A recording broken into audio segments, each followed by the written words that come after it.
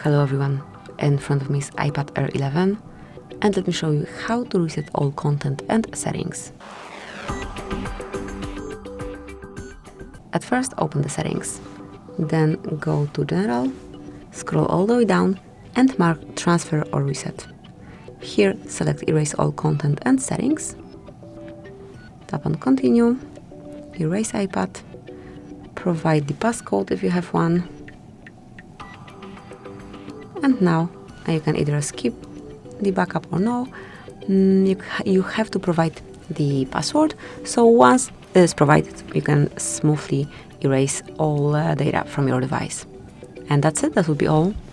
Thank you for watching, please subscribe our channel and leave the thumbs up.